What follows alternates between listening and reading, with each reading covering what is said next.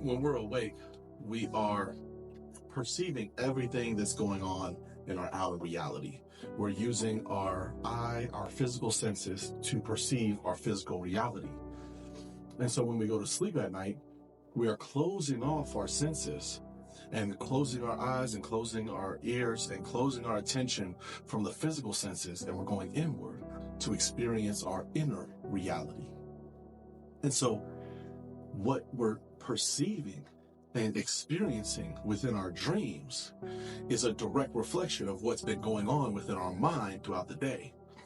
And so what we want to do when we wake up and remember these dreams, whether it was a pleasant dream in the morning or a nightmare in the middle of the night, is then look in order to assess and understand what's going on within ourselves. Your dreams, understanding your dreams, decoding your dreams is the number one tool for self-awareness. And so if you can learn to decode and understand what's going on within your dreams, then you'll have far greater insight into understanding what's going on within your internal environment, your mind. And your thoughts create your reality. So the better you are at understanding the thoughts that are going on within your mind, then the more control and awareness you will have on what's going on in your outer physical reality. So when a nightmare occurs, the main thing with a nightmare is the fact that your subconscious mind has been trying to deliver you a message and you have not been paying attention. And for most people, it's because, we don't know the universal language of the mind, so we have no clue how to understand our dreams. And so then when we go to, sleep at night and we wake up with a regular dream and there's a message there for us, a pertinent message from our inner teacher on exactly what we're experiencing and what we're going through, and we don't pay attention to it, then the subconscious mind the next night is like, okay, how can I repackage this in a different way for them to experience it and understand it? And so you'll get a new dream the next night. And when you wake up from that dream and you don't know how to understand it, you don't pay attention to it, then the subconscious mind is, okay, I got a really important message for them, but they're not paying attention. How can I get their attention? How can I capture their attention? And so then the subconscious mind will start using your emotions through dreams. And the strongest emotion is fear. As far as the strongest in capturing an attention, like people can receive love from someone and not really pick up on it and perceive it. But fear, you can pick up on it miles away. But anyways, so when you have a nightmare, first of all, it is your subconscious mind trying to capture your attention to deliver you a very important message that you haven't been paying attention to. You haven't been paying attention to your dreams. And so it's using the fear to capture your attention. So, hey, there's something important here for you to pay attention to. So nightmares, number one, are a matter of non-learning. Now, the majority of nightmares is a fear of something out there to get you. Something's going to get you. Something's going to, kill or destroy you. Some person, some thing, some entity. Well, one thing to remember, like I said, when you go to sleep at night with your dreams, you're removing your attention from your physical senses, which we use to perceive our outer physical reality, and you're moving your attention inward to perceive your inner reality. So everything that you're seeing, every person, every place, every single thing within your dream has nothing to do with anything outside of yourself, because these are all things in your internal environment. They are aspects of your own consciousness, things going on within your own mind.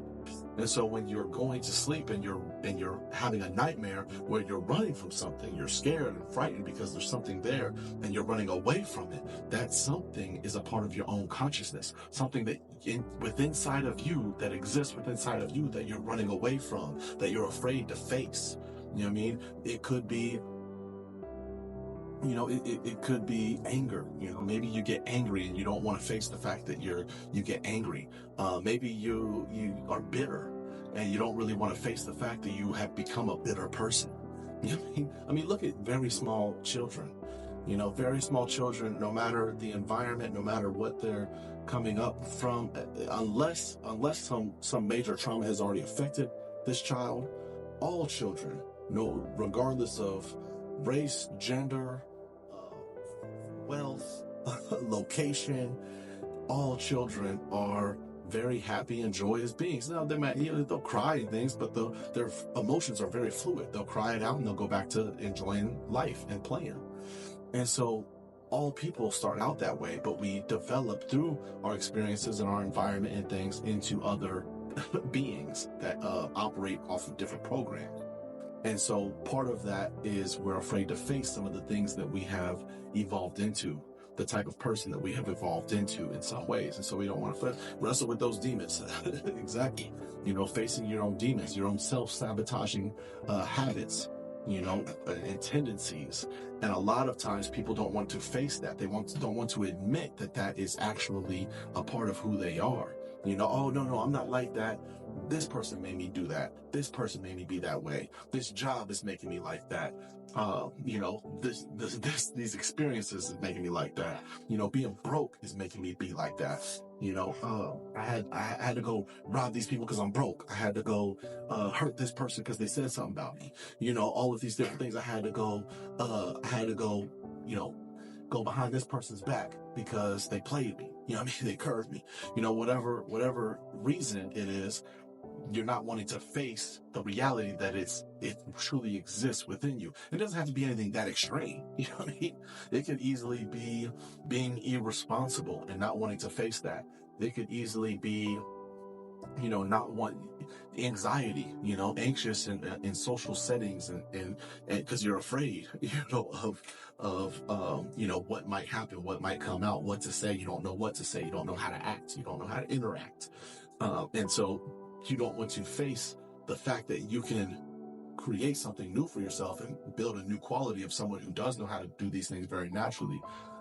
And so you run from that when it shows up. And so that running from that throughout the day, when you're running from these things within yourself throughout the day, then you're going to go to sleep at night and you're going to find yourself experiencing that running experience that goes on within your mind. And so that's the number one nightmare that people have is running from something. Probably the number two type of nightmare that people have is like a PTSD type of nightmare, where a past trauma replays itself within the dream. And so our life experiences within this physical reality, we are here, let me pop this up. Okay.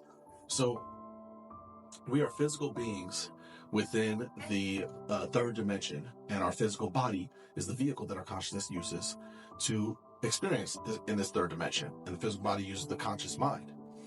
And now our soul is the vehicle that our consciousness uses within the fourth dimension, and the soul uses the subconscious mind. And that's where we go to dream at night. When we're shifting from our physical body to these inner level bodies, we're moving about within the subconscious mind. Now, our thoughts create our reality. The thoughts, the seed thoughts that we plant within our mind that are most prominent, the ones that are most prominent within our mind are the ones that end up developing into what we experience and who we become. So our experiences start out as within the mind. Now, the purpose of having these experiences is to learn and understand more about ourselves. And so, you have like people talk about karma. Karma is not, what goes around comes around. Karma is what you have to receive. It's one half of your life's purpose. What you have to receive. Your dharma is what you have to give. The understandings that you've already built through past lifetimes and previous experience within this lifetime. The different things, the different lessons that you've learned from life and have now understand.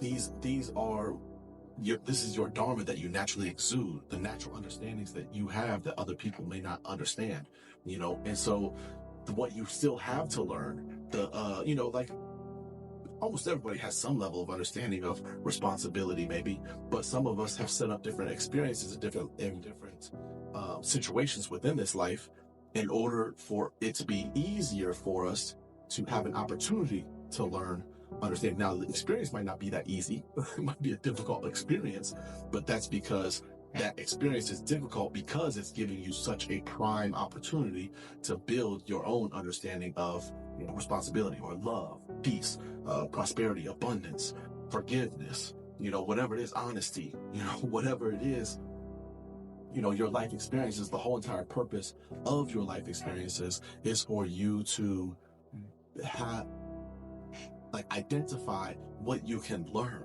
from those life experiences. And when you identify what you can learn from them, then you are building understandings. And then when you re-implement what you have learned, now you are building permanent understandings.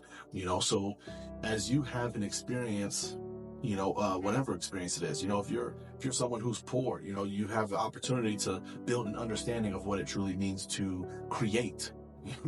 What it truly means to be abundant, be prosperous. You have a strong opportunity to learn how to understand that. If you're born into a super wealthy family, you don't really have much to learn. There's not really much there for you to learn because it's already built up. Maybe prosperity, and things, but you can still have opportunity to learn it, but it's not going to be as prominent focus of your life as it is for someone who's poor, or if you had a lot of trauma early on in life, then it's going to set up certain experiences for you to really have a strong opportunity, more than most, to understand what it truly means to forgive someone. Like the person who the person who, like if my neighbor bust down some of my siding on accident. He's mowing his lawn and a rock shoots over, or maybe does it on purpose, tears down some siding on my house. Now I got to go fix it. And then I find it in my heart to forgive him. Yes, I can go through those steps. And for me, it might seem very difficult in the moment. Like, man, this dude, like, for real, just walked over and tore down my siding. What's going on? And finding a way to forgive him. I'm going to go through that. I'm going to learn and understand something about forgiveness. Now, if in my childhood, I was traumatized in some type of way, and I find a way to forgive someone else for what they did to me, that's going to be a lot deeper of an understanding of what forgiveness truly is. You know what I mean? And so that person would have set up an experience for themselves to truly learn and understand forgiveness in a much deeper way than me, who I found a way to forgive my neighbor. You know what I mean? And so that's the purpose of our life experiences, from something very small and trivial to something very big. And doesn't even have to be, something bad, a negative experience, even positive experiences, what I mean? Like a lot of people, when they first have children and their first child is born, they really start to realize truly how much they can love, how much they can open themselves up to be loved, and so through this positive experience, they can have an opportunity that they built for themselves to understand what love is in a truly deeper way.